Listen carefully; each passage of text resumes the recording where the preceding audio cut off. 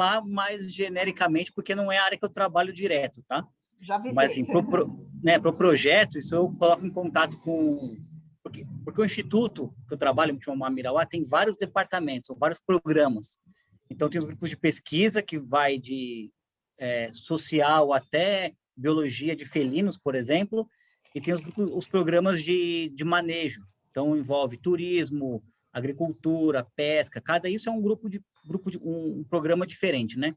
Eu trabalho mais com o turismo de base comunitária, mas todo mundo aqui trabalha com a questão do turismo, desculpa, da comunidade, né? Não tem como separar. Só que aí a gente sempre conversa, tem bastante seminário, a gente bate papo, então acaba que é bom saber sempre um pouquinho de cada um ali, e então eu consigo falar pelo menos uma ideia básica da questão da pesca. Antes de mais nada, isso que a Silvia comentou das várias atividades, é isso que ocorre mesmo, né? A economia ribeirinha é isso, dificilmente alguém vive de uma coisa só, né? Então, e também, por conta de Mamirauá ser uma área de várzea, que, assim, vocês viram que agora deve ter ficado famoso no Brasil todo Manaus, né? Que subiu o nível da água, alagou o centro. Isso é normal, quer dizer, não tão alto, mas todo ano as cidades são próximas à beira dos rios, tal, dos maiores lagos, uma parte alaga, e Mamirauá é uma área que alaga inteira, então toda a reserva fica alagada. Sobra pouquíssimas terras, mesmo onde as pessoas moram, fica embaixo d'água. Então, isso vai implicar uma adequação das populações humanas a tipo de atividade que vão fazer, né? Então, isso, o que vai também ajudar a diversificar um pouco essa questão das atividades. Por exemplo, nesse momento, quem mora em Mamirauá não planta, porque não tem como plantar, não tem terra. E também não pesca, porque, quer dizer, pesca para subsistência, mas não é um momento bom para pescar, né? Porque como está muito cheio o rio, os peixes estão todos espalhados, né? Aí busca-se outras atividades, por exemplo, manejo florestal, quem faz, costuma fazer na cheia, porque derruba a árvore antes, consegue pegar as toras de madeira dentro da mata agora, puxando com canoa, porque todo lugar é acessível. Então, ao longo do ano, vai mudando as atividades também por conta da questão natural mesmo, né? E a pesca é muito forte, agora vai começar a baixar a água, agosto já está bem, já começa a secar bem, então agosto para setembro, isso claro vai variar de acordo com a região, porque o rio baixa mais rápido em alguns lugares, outros lugares têm influência de outros rios, né? Então agosto, setembro até dezembro mais ou menos é a pesca. E o pirarucu se enquadra aí, nessa época do ano que faz o manejo. Mas o pirarucu ele é um peixe bem diferente assim da maioria, porque primeiro que ele é um peixe que tem pulmão, né? Não é um pulmão como o nosso, mas ele respira o ar também. Então a gente consegue ver o pirarucu. Quando ele sai da água para respirar, a gente consegue ver ele colocando às vezes a cabeça. É muito rápido, mas vê o movimento dele, né? E é daí que consegue contar, porque os pescadores pessoas mais experientes, né? Conseguem olhar um lago e falar, pulou um pirarucu, consegue falar se é jovem ou se é adulto. E quando vai pulando ao longo do tempo, eles conseguem falar isso com muita precisão quantos pularam, se é o mesmo que pulou duas vezes, se são peixes todos diferentes. Isso é passado de pessoa para pessoa, né? O próprio programa de pesca do Instituto todo ano tem um curso de certificação, que os pescadores ajudam outros a contar e certificam, né, esses novos contadores, para poder ter ideia de quanto tem na região. E daí que vem a ideia da legislação, né? Porque o pirarucu, ele é pelo IBAMA, ele é proibido metade do ano, se eu não me engano. Vocês viram as leis, mas acho que é mais ou menos isso, né? Isso. E o Amazonas botou os outros 6 meses também. Então, é como se no Amazonas fosse proibido sempre. Só que manejo pode. Só que para fazer manejo não é tão simples, né? Então, tem que tem que cuidar dos lagos, e esse cuidado dos lagos é uma coisa voluntária. São as próprias comunidades, os próprios acordos de pesca que se organizam e gastam o próprio dinheiro para poder ir nos lagos, se tem invasor, se tem pescador ilegal, que é esse o maior problema aqui da região, né? Então, não tem muito apoio de fora. Tem apoio com curso para poder fazer esses agentes ambientais voluntários, né? Certificação de agente ambiental, tal, mas assim, não tem apoio governamental de gasolina, de construção de base flutuante para o pessoal se hospedar durante o processo da vigilância. Então, é muito por conta deles mesmo, né? Então, eles têm que cuidar dos lagos, com 3 anos, e a partir do momento que começar a contar quantos peixes tem nos lagos escolhidos. Não são todos, porque é uma infinidade de lagos, né? Então, cada comunidade, cada corpo de pesca vai ter um tanto de lagos que eles escolhem para, eu não sei exatamente como que é a escolha, mas provavelmente por maior produtividade, né? Acho que deve ter isso. E tem também o zoneamento da reserva. Tem áreas da reserva que é proibido pescar, que são lagos-fonte, né? Então, esses lagos onde é proibido pescar, claro que existe invasão, tem um monte de problema, mas oficialmente não pode, que esses lagos vão espalhar os peixes durante a cheia para os lagos menores, né? Então, as comunidades têm que preservar esses lagos e escolher outros para poder pescar. Conta 3 anos, tem que contar 3 anos os peixes dos lagos, os pirarucus. Então, a partir do 3º ano de contagem, que pode pegar a certificação do IBAMA para fazer o manejo. Então, não é tão simples, demora um tempinho, e às vezes não basta 3 anos, depende, pode ser mais tempo também. E a cota é 30% dos adultos contados. Por isso que é importante que os pescadores saibam também qual que é filhote ou jovem, qual que é adulto, né? Porque se contar 10 mil peixes num lago, e tem lago que é isso mesmo, viu? São milhares de peixes, até mais. 10 mil peixes, só que do total desses 10 mil, não sei, 3 mil são adultos, né? Você vai poder pescar 30% desses 3 mil, não dos 10 mil, né? Então, a base do manejo acaba sendo essa. E tem os acordos. Tem comunidades que atuam um pouco mais individualizada, comunidades que se juntam, tem os acordos de pesca que envolvem comunidades, envolvem as colônias de pescador. Tem no texto ali a colônia de Maraã, né? Maraã é um dos municípios. Tem uma colônia bem grande lá, inclusive uma região bem produtiva de pirarucu. Mas tem colônia de Alvarães, que é um município mais próximo de Tefé, colônia de Tefé. Então, essas colônias acabam fazendo parte. Inclusive, foi também um modo de diminuir o conflito, né? Porque quando criou a reserva, fez o zoneamento, começou o manejo na reserva, era só para o morador da reserva. E boa parte dos invasores é gente de fora, que especialmente da área urbana. Então, quando inclui esses sindicatos de pesca, colônias de pesca, é um modo também de incluir mais pessoas e tentar evitar que essas pessoas acabem indo na área da reserva, que é muito preservada, e pescar ilegalmente, né? Uhum. Acho que um geralzão é esse, assim, que eu consigo me lembrar. Não, acho que foi mais ou menos quantos... A gente olhou aqui que tem mais ou menos 600 pescadores, é isso mais ou menos mesmo? Isso, eu consigo pegar talvez esses números em algum lugar, mas em Mamirauá, pelo menos, bom, pescador eu não sei, mas acho que em número de pessoas beneficiadas, dá mais do que isso.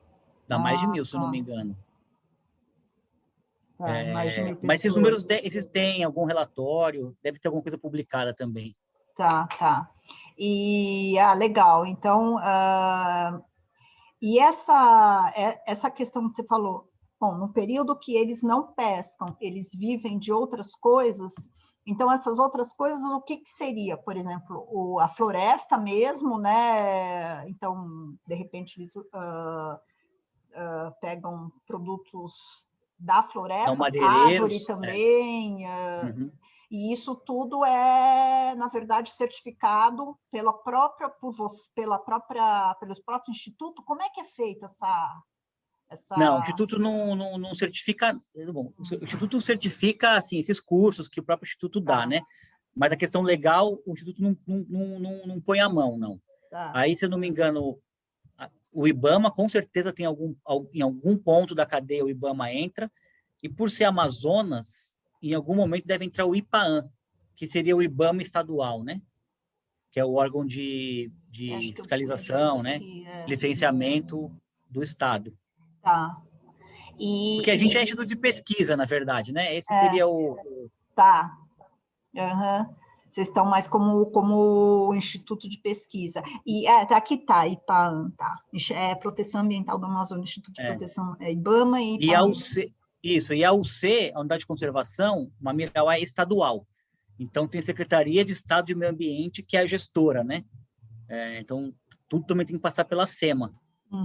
estado, né? Tá. Porque as atividades que ocorrem lá... E, Pedro, você sabe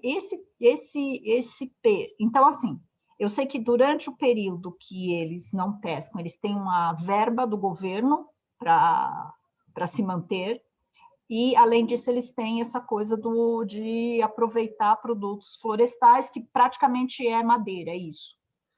Tem outro produto, ou você sabe se tem ou não? Tem os não madeireiros, né? A pessoa faz artesanato, tem açaí, mas Então, às vezes, muitas coisas, às vezes outros menores também, mas às vezes é mais para manutenção própria, né, do que para vender, às vezes, né? Durante a época que está seca, quando está seco, o pessoal planta e vai vendendo, Tá. muitas vezes, assim, vende o que sobra, muitas vezes, né? Claro que essa economia está mudando, porque hoje em dia, bom, também não sou da área exatamente, mas, assim, comunidades mais próximas da cidade, isso eu vejo com o meu tempo de vida lá, né? Hoje, o contato com a cidade, onde é próximo da cidade, é muito mais comum do que 10 anos atrás. O pessoal tem muito mais canoa motorizada, está vivendo muito mais na cidade do que não faz muito tempo, né? Então, acho que talvez essa ideia de produz para consumir e vende o excedente possa ser que esteja um pouco mudando, né? Porque na cidade o pessoal mesmo admite que precisa de dinheiro, na comunidade não precisa. Ou precisa muito mais dinheiro na cidade, né? Para pagar luz, pagar água, comprar coisa. Mas quando a gente vê na literatura, a produção ribeirinha é produzir para consumir e vender o excedente, de um modo geral. É uma coisa assim bem brasileira da época da década de 50, né? Que a gente estudava isso daí, era bem isso, né? Produzia leite, produz leite para a família e vende o excedente. Aí vende por um preço super barato, né? Porque o que entrou Super tá barato. bom, né? Comida a gente tem, né? Isso provavelmente deve mudar. Ou seja, eles têm uma renda muito variável, né? Talvez a renda do governo que seja mais... Tem o Bolsa Família, né? Que é importante também. Tem gente que tem emprego, né? Às vezes é merendeira da escola, da comunidade, é o professor, a professora, diretor, a gestora da escola. Mas é claro que absorve muito pouco. Se a gente pegar pessoal carteira assinada, por exemplo, nesses municípios para lá, acho que não existe quase. 3%, 5%, é uma coisa assim bem pouquinho, né? Tá. Mesmo às vezes quem está empregado. Eu tenho uma questão assim, mais a título de curiosidade. Essas famílias que vivem nessas comunidades no período de cheia, por exemplo, elas conseguem ainda se manter nessas mesmas localidades ou elas migram para algum lugar e retornam? Ou a maior parte migra, uma parte fica? Como é que funciona isso? Varia muito, às vezes, da localidade e do tamanho da enchente, né? Então, é relativamente plano a região toda, mas tem áreas que são um pouquinho mais altas que a cheia, às vezes, bate na porta ou até entra na casa, mas é pouquinho, então as pessoas constroem um novo, chama de giral aqui, né? Faz um novo giralzinho, então diminui o espaço da casa, mas assim, é o suficiente para as pessoas continuarem morando lá. Lugares mais baixos ou cheias muito altas, às vezes a água chega na janela e é impossível mesmo morar. Aí recorre ou a cidades, quando tem familiar na cidade, hoje em dia, as comunidades com quem eu trabalho mais, assim, tem bastante gente já no município mais próximo, então acaba indo para lá. Ou, em algumas situações, depende da geografia do lugar, também é possível ter flutuantes, que são essas casas que a água pode subir, baixar, que ela continua indo junto com a água, né? Mas, assim, não é muito comum em áreas que secam muito, que também tem essa questão, né? Às vezes o lugar, quando está cheio, o nível da água está muito alto, a água invade a casa. Mas é um canal que, quando é seca, ele seca tanto que não tem nem como sair de lá mais embarcado. Você tem que andar 1 hora para pegar a canoa lá no rio principal. Então, para escolher o lugar da comunidade, assim, deve ser super difícil, né? Então, num canal que pode estar cheio agora, mas quando seca, ele está muito seco, não pode ter flutuante, porque quando dá madeira, a madeira que flutua, né, que são toras de madeira, né, tem que ficar na água o tempo todo. Se ficar no seco, estraga muito rápido. Então, em lugares que seca muito, não dá, canais menores, e também não costuma ser muito bom na beira dos rios principais, porque aí faz muito, chama de banzeiro, né, que são essas ondas, quando passa barco grande. aí acaba que vai mexendo, pode acabar danificar a estrutura do flutuante. Então, nem sempre é possível ter flutuante, mas é uma solução bem interessante para alguns pontos, né? E tem, voltando para o pirarucu, só uma coisa interessante, antes da pesca em si, tem uma rodada de negócios, pelo menos na região ali, né? Então, juntam-se as associações, acordos de pesca, instituições parceiras e os compradores para definir um preço mínimo, que nem sempre é respeitado. Aí eu já até posso explicar uns motivos. E também definir os compradores. O que acontece? Normalmente, o pessoal pesca e vende para um comprador só, né? Então, eles fazem um acordo com um barco que vai comprar a produção inteira daquela comunidade. Isso tem o seu lado bom e o seu lado ruim. O lado bom é que você garante que você vende tudo de uma vez, né? Não tem que ficar garimpando na cidade, qual o mercado, né? Essas coisas. Só que você fica preso àquele comprador, né? E aí, muitas vezes, por conta disso, o preço mínimo não é respeitado. Devem ter outros motivos, esse eu sei que é um deles. O comprador pode falar assim, o preço mínimo é sempre super barato, acho que é 3 e pouco, 4,50 o quilo do peixe, né? E o peixe varia, na verdade, porque quando compra inteiro, acho que é esse o mínimo. Quando separa, tem a parte melhor, a parte pior, isso vai variar o valor, né? Mas na hora do vamos ver, o comprador pode falar, eu não vou pagar 4,50 no quilo do peixe, eu quero pagar 3. E a comunidade, que pode estar lá no meio da reserva, não tem como escoar essa produção, que já está pescada, né? Fica de mãos atadas, que ou vende para ele um preço menor, ou vai perder tudo, né? Não tem como. Então, tem um lado bom de vender tudo, de uma garantia a venda da produção, mas também fica presa a essa pessoa. E o Instituto ajuda a organizar feiras na cidade. Então, sempre que tem o manejo, ajuda a organizar uma feira, que aí é um preço muito mais justo. Por exemplo, vende separadamente, então, uma parte menos interessante do peixe vende por R$4. O filé, que é a parte mais nobre, né, melhor de cozinhar e tal, vende por R$10, R$12. Então, você consegue dar o produtor topar fazer isso. É um risco, porque não sabe quanto vai vender, né? Não sabe se vai vender tudo ou não, mas consegue vender a produção com um preço muito mais vantajoso. E tem também a questão toda de uma sensibilização da população, né? Porque o peixe legal, ele está todo dia na feira, nas ruas. A gente vê na meio da cidade o pessoal com carrinho de mão, vendendo pirarucu salgado, né? Quando você faz a feira, você também não dá para vender o preço. Eu ainda acho que R$10 é super barato, mas você não pode colocar R$20, porque a pessoa vai falar, mas eu compro o ilegal por 5. Então, a ideia é tentar também transformar um pouco as pessoas, entender que você paga mais caro, mas é um produto de origem garantida, que foi bem abatido, foi bem trabalhado, né? Não é um que fica o dia inteiro no sol, né? Que você não sabe para quem está beneficiando. Então, tem todo um trabalho aí, né? Nessa questão da feira, mas é legal que consegue, pelo menos para alguns produtores, alguns manejadores, fazer um preço mais interessante, né? É interessante, eu estava falando, depois o Ricardo quer perguntar, né, Ricardo? Não, só contar a curiosidade, eu comprei outro de um pirarucu aqui, né, no Pão de Açúcar, né? Paguei 56, 300 gramas, negócio assim. Eu falei, meu Deus do céu, né? Mas é bem isso. E todo ele é escoado, então, aí mesmo, na regional, é bem na localidade. Eu acho que tem, porque quando o comprador grande, eu acho que ele escoa para Manaus e consegue mandar para outros lugares. É que aí tem a questão do CIF, né, que você comentou, Silvio, porque para ter CIF, bom, eu não sou zootecnista nem veterinário, mas tem toda uma normativa desde como você pesca, né, até como você abate e você trata o peixe para poder tirar o selo federal, né? Se eu não me engano, o selo que tem dos manejadores, eu sei que de jacaré, assim, é CIE, que é estadual. Então, eu acho que o é igual do jacaré. O que tem suficiente hoje de tecnologia, de logística, de tudo, é para vender dentro do estado.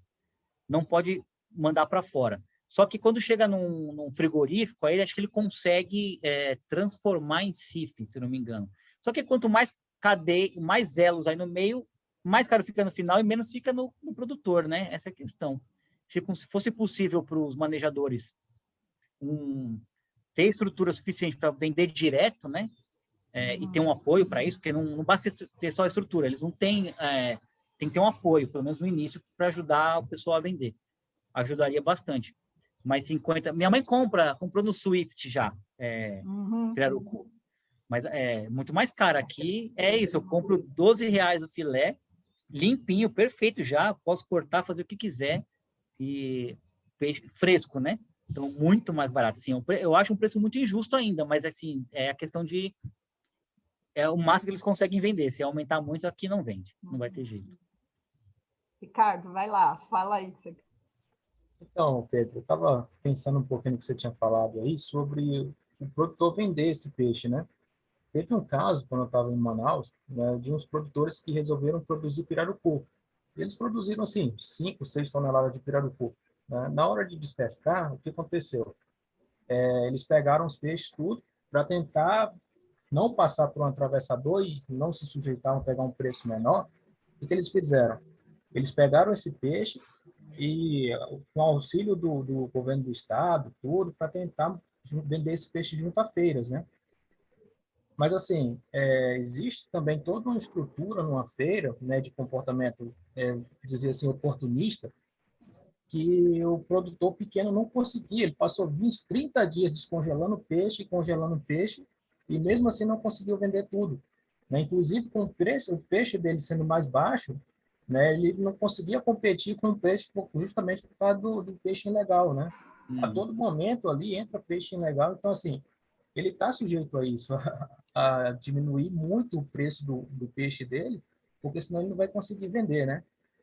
Aí, Pedro, a outro questionamento, só um questionamento que eu queria fazer para você, quando você falou voltar lá naquela da pesca, né? Lá, que eu estava conversando com a professora Silvia em relação aos insumos, o que era usado para insumo na pesca do pirarucu. Aí eu vou perguntar, a pesca ela é realizada como? Um barco, um pescador, o barco é motorizado, não é? Tá. Como é que é a caracterização? Porque, assim, na pesca, a gente sabe, se tem 2 pescadores no barco, um rema e o outro só caça, o outro só pesca, né? É mais fácil. Ou se ele tem motor, ele consegue chegar, atravessar o rio várias vezes, andar várias vezes e pescar mais. Né? O Instituto, ele atua nisso daí? Tá. Sobre o ponto da feira, realmente tem que... É muito difícil falar para a comunidade organizar tudo, né? Você não dá esse apoio, né? Eu sei que em Manaus tem uma fundação chamada Fundação Amazônia Sustentável, FAS, né? Que dá esse apoio nas feiras. Pelo menos deu em algumas, né? Porque é isso, claro, o ideal seria que essas associações conseguissem fazer tudo por conta própria, mas muitas vezes não é possível. Então, dá um apoio de arrumar um espaço, tá lá, né? Com o pessoal ajudando, porque para se inserir também, imagina, se Interfel, o produtor, pode ser pesca, agricultura, chega na beira da cidade, já vende para o feirante por um preço super barato, e o feirante vai revender.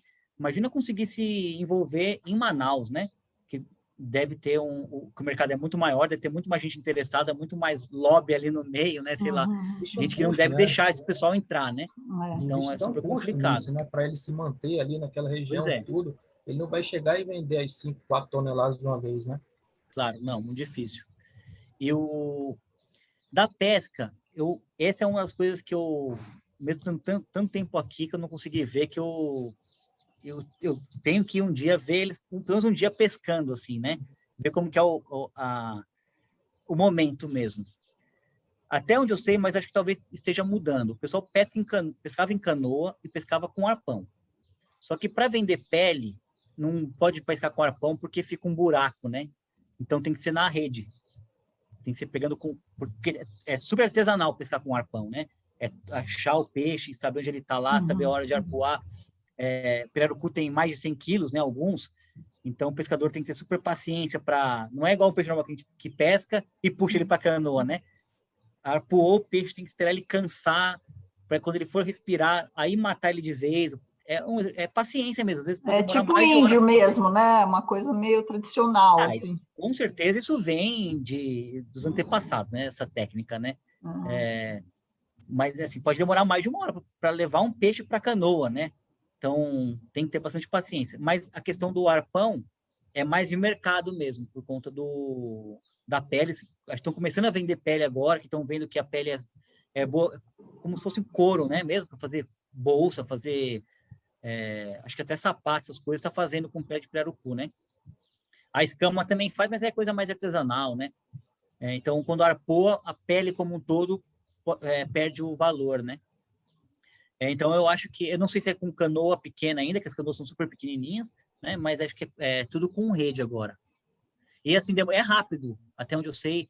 E tem outra coisa, às vezes o lago não fica próximo da comunidade. Às vezes tem que da canoa motorizada, que eu chamo de rabeta aqui, né? Que é aquele motor mais compridinho, que é mais barato, ele consegue entrar em vários lugares mais baixos, né?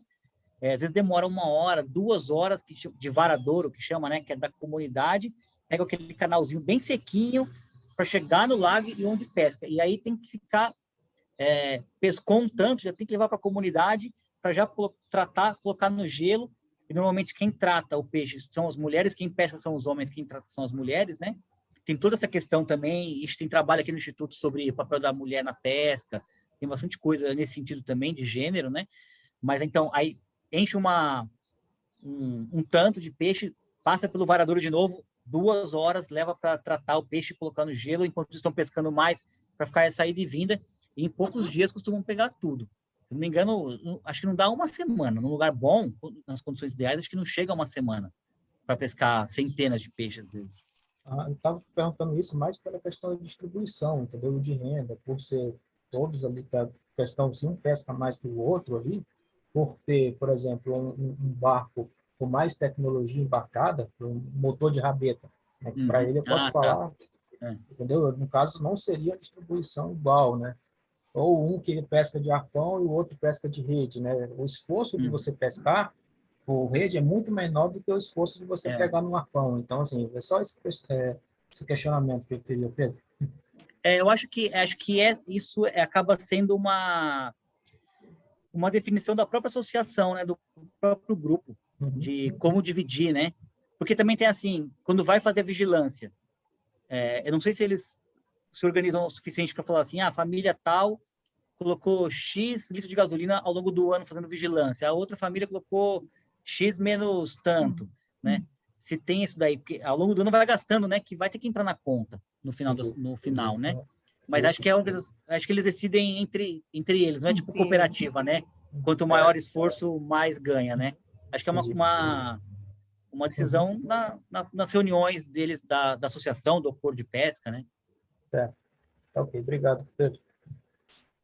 Elisa, deixa eu só falar uma coisa, Pedro, para a gente não esticar muito bem, 1 hora a gente para, que eu sei que você tem muita coisa para fazer. Não, tá bom, tá tranquilo. E aí, então, daqui uns 15 minutos, depois a gente vê aí os próximos passos, tá? Só para também te deixar aí tranquilo, que a gente não vai te explorar muito mais.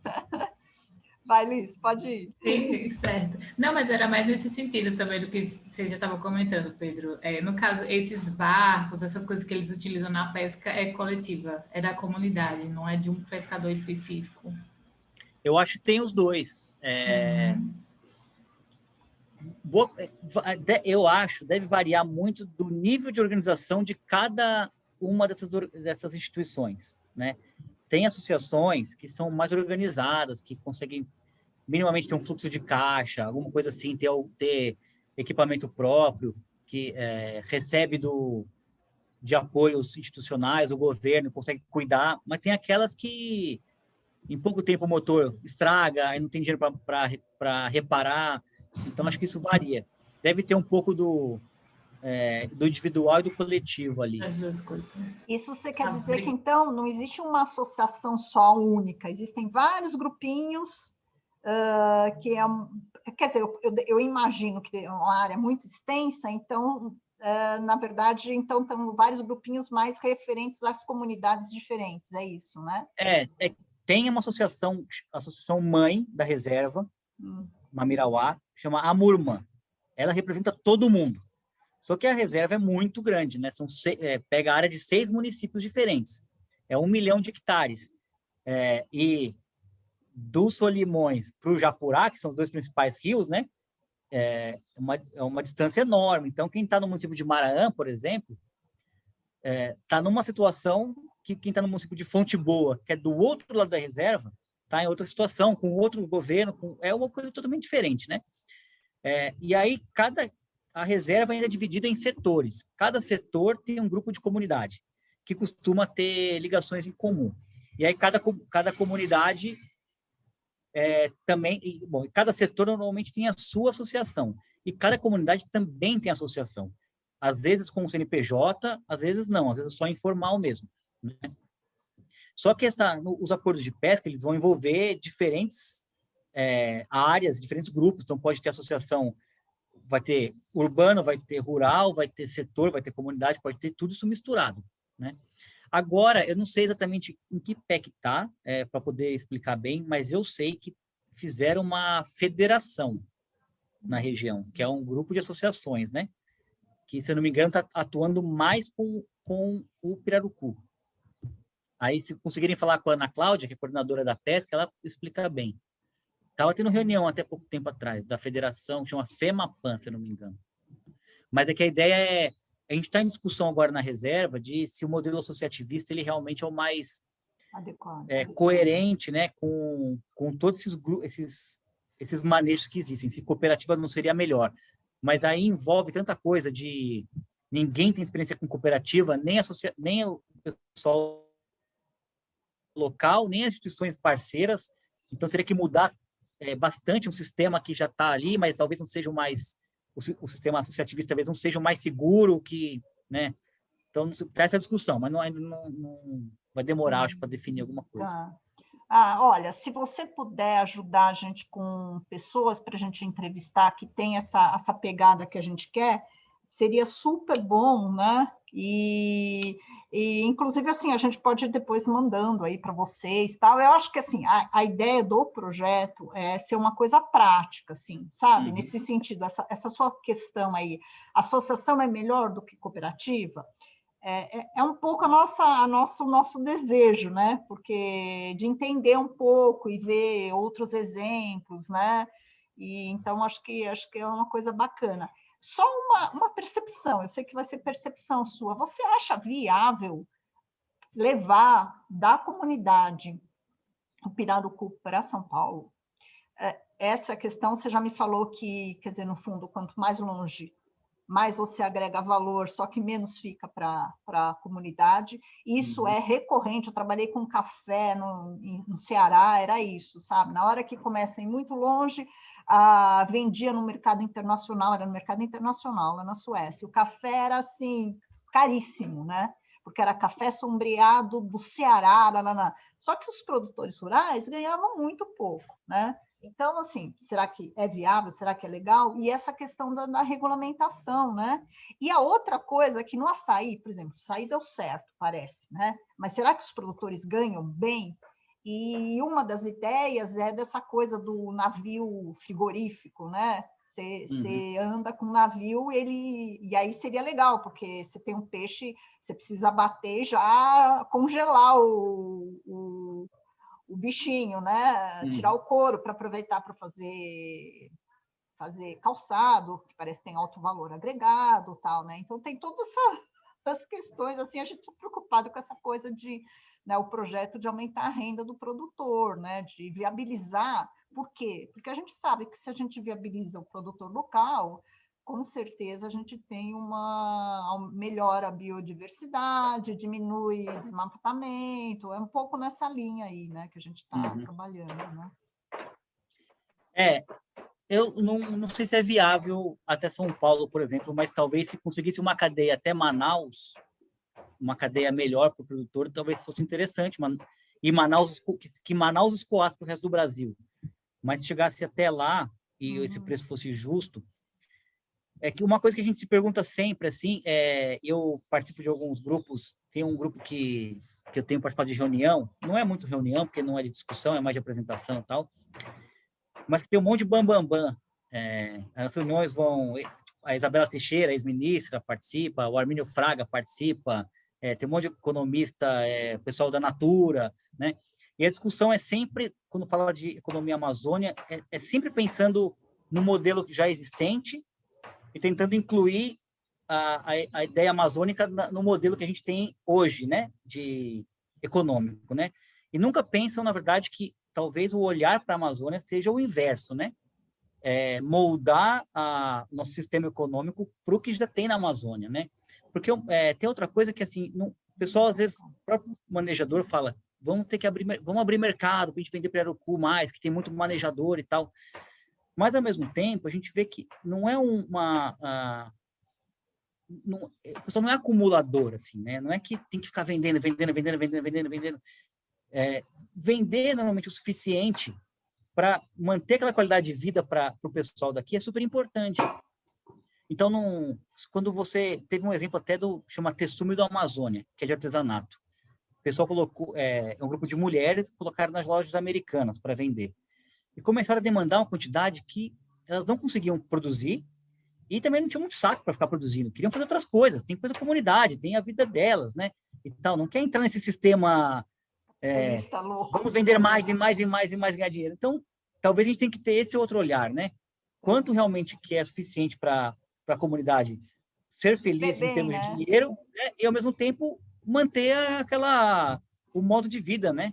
Que o pessoal tem. Pedro, né? Eu vou dizer um negócio que não tem nada a ver com isso daqui, mas que me abriu o olho pensando no que você está falando. Uma vez eu tenho uns amigos franceses, né, que a gente faz pesquisa e tal, e tem um professor Bambambam, ele é lá de Sorbonne, não sei o quê, e a gente ficou muito amigo. E aí um dia ele falou, vou te levar a um restaurante super bacana, tal, né? Aí a gente foi no restaurante tritico, né?